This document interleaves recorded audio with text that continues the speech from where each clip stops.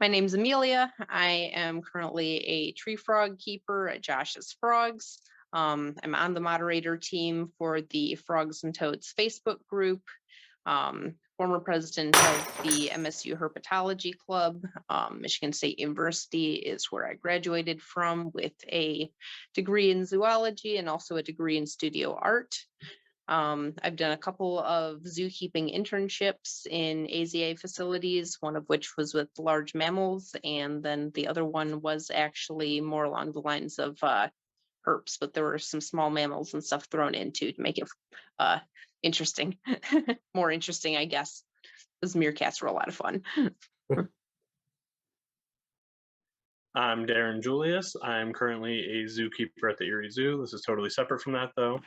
So, just off of my own stuff, I specialize in mainly reptiles, but I also get into amphibians and other things like that also.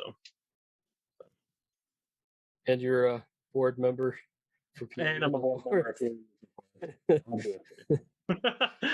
I guess it's not obviously. This is the first episode. But. That's all right. Yeah. What kind of animals do you keep at home? At home, I keep pancake tortoises and Utila Island iguanas. Oh, those are so cool. I just really briefly got to work with pancake tortoises at one point. They're really interesting species. Mm-hmm. They're pretty cool. I got babies, juveniles, and adults. So that's awesome.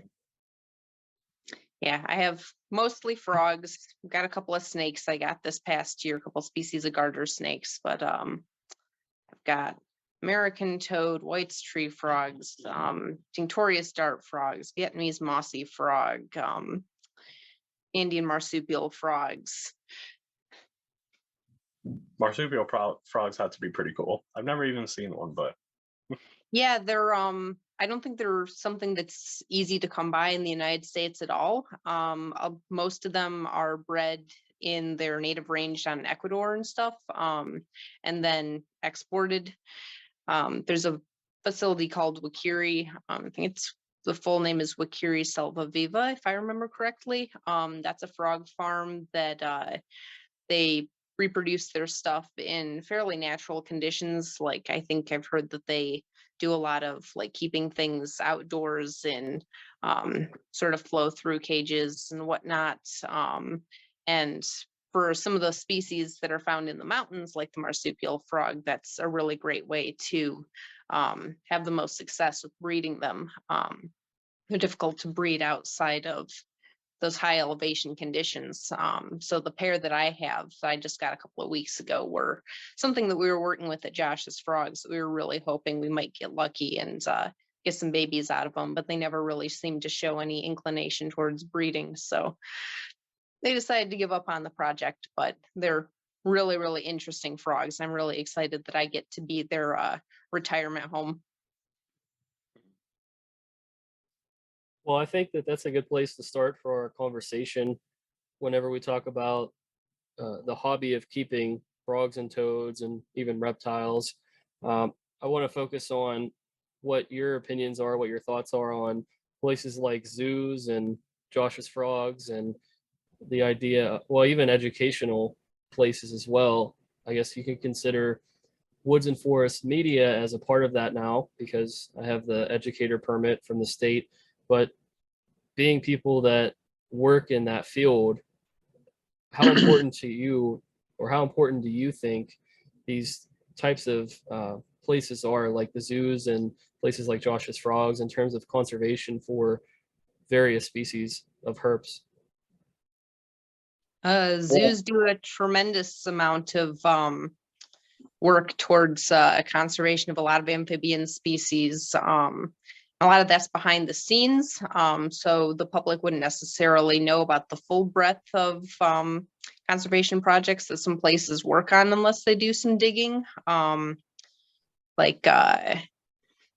There's species like the Puerto Rican crested toad and the dusky gopher frog and the Panamanian golden frog that have a lot of breeding going on behind the scenes in zoos across the country and stuff. And then places with well put together herp houses then have the work of presenting these ambassador animals to the public and getting people to be excited about things because they got to see it in person and felt a connection with it. And there's definitely some zoos that could do better with their public facing herp sections. I've seen some really fantastic examples, and I've seen some that were not so great, but seems like a lot of the time the behind the scenes is really where the magic happens there.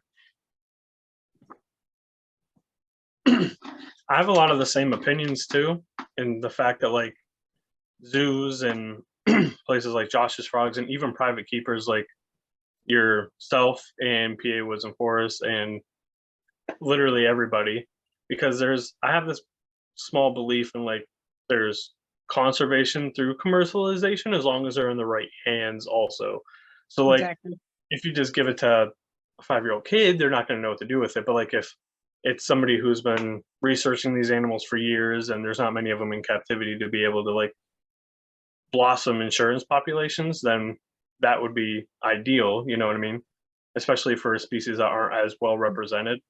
And private people can do that on a smaller scale, and zoos can do that on a lot larger scale, but there's always room for improvement too. Like even in terms of like what zoos do breed, there's a lot more that goes into it too, because it's not just like, okay, this isn't well represented, we can breed it and blossom insurance colonies. That's not always the case, because a lot of other zoos have to have these animals in order for you to have such different genetics that it makes sense to be able to do that also. So You hear a lot about the concept of private keepers potentially being able to contribute to assurance colonies at some point within the dart frog community, especially.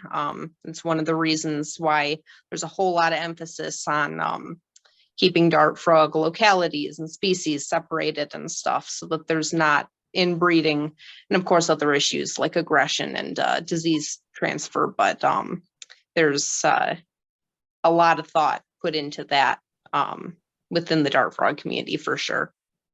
right.